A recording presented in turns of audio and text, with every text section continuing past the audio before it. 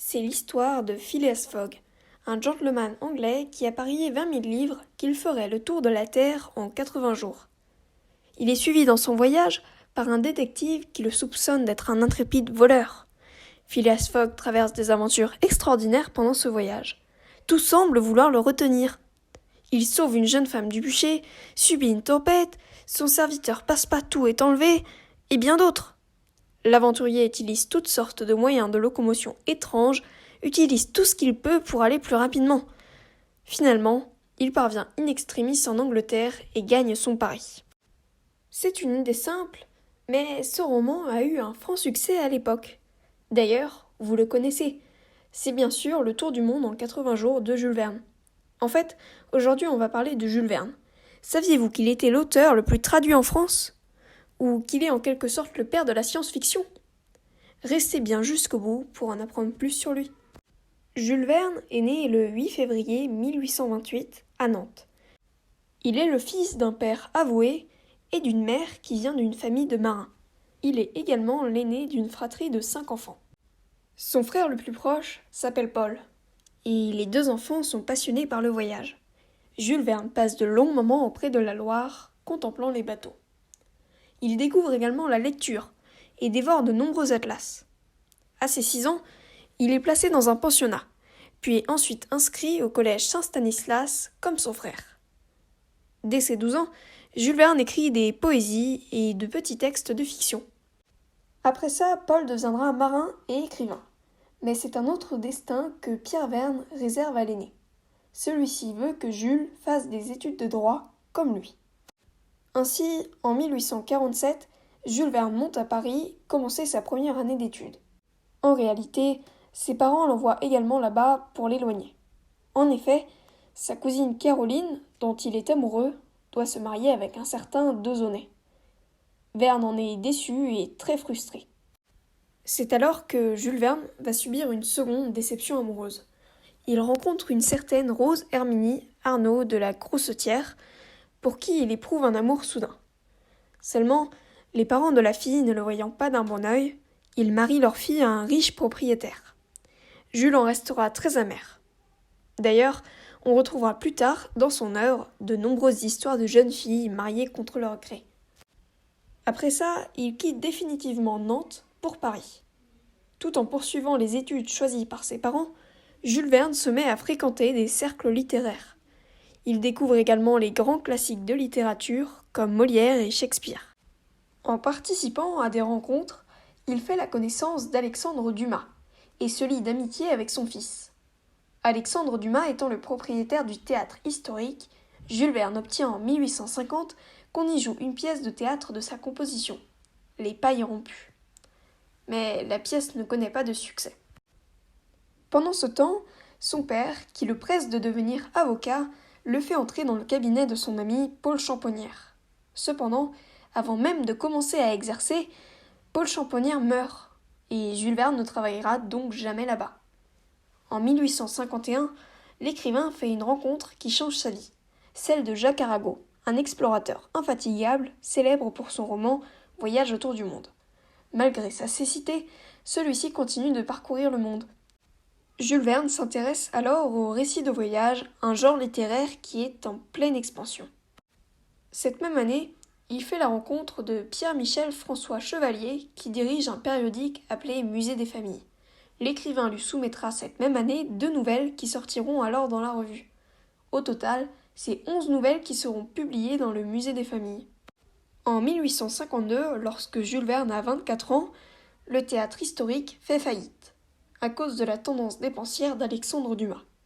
Ce sont les frères Séveste qui reprennent alors la direction, et Jules Verne est engagé comme secrétaire. Celui-ci gagne peu sa vie, mais il a alors la possibilité de faire jouer ses pièces de théâtre. Cette même année, Jules Verne refuse auprès de son père de devenir avoué. L'année 1853 est très productive pour Jules Verne, et il écrit alors de nombreuses pièces, principalement des opérettes, ainsi que quelques nouvelles. Petit à petit, il écrit de plus en plus de nouvelles. En 1855, il arrête de travailler au théâtre lyrique. Et en 1856, il rencontre sa future femme, Honorine, une veuve avec ses 2 enfants. Il commence à investir en bourse et demande de l'argent à son père qui, un temps sceptique, acceptera finalement. Après ça, Jules Verne abandonne l'écriture théâtrale pour se plonger dans le récit de voyage. Il passe beaucoup de temps à la Bibliothèque nationale et se documente sur les grands explorateurs et la science. Ainsi, ses futurs romans ne sont pas superficiels, les descriptions y sont riches et précises, et on y apprend beaucoup sur la science. L'écrivain trouve dans ses romans un équilibre intéressant entre science et imaginaire. En 1859, Jules Verne entreprend un voyage en Angleterre et en Écosse avec un ami. Il prend des notes et en fera un roman à son retour. Il présentera ce roman à un éditeur, Hetzel. Celui-ci refusera, mais cette même année, Jules Verne reviendra avec un manuscrit, Un voyage en l'air. Hetzel lui demande de le retravailler de manière plus scientifique, ayant déjà en tête l'idée d'une collection de livres amusants et éducatifs destinés autant aux enfants qu'aux adultes. En effet, les récits de voyage sont alors assez appréciés du public, car c'est l'époque des grands explorateurs.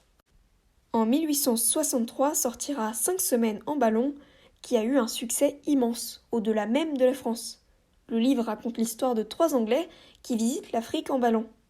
Jules Verne signe un contrat incluant la sortie de 2 volumes par an chez l'éditeur Hetzel. En 1865, ce chiffre passera à 3. 5 semaines en ballon est le premier tome d'une longue série de romans intitulée Les Voyages extraordinaires, chez Hetzel. Au total, ce seront 62 romans et 18 nouvelles qui constitueront les Voyages extraordinaires. En 1864, l'écrivain sort 2 nouveaux romans, dont le célèbre Voyage au centre de la Terre. Ces 3 premiers livres étant d'immenses succès, Jules Verne peut se permettre d'arrêter son travail à la bourse. Il publie également en 1865 le roman De la Terre à la Lune, s'étant inspiré de son ami Nadar pour un des personnages. Cette même année, il s'installe avec sa femme et ses 3 enfants dans une maison au Crotoy, appelée La Solitude. Elle est au bord de la mer et donne envie à Jules Verne de voyager. Il achète son premier bateau, le Saint-Michel, à bord duquel il écrira l'essentiel de 20 000 lieues sous les mers. Après la réussite du livre, Jules Verne s'achète un bateau plus grand et parcourra les mers avec. En 1867, il entreprend son plus grand voyage avec son frère, New York. Ils embarquent à bord du Great Eastern à Liverpool. À partir de ce voyage, celui-ci sortira en 1870 le roman Une ville flottante.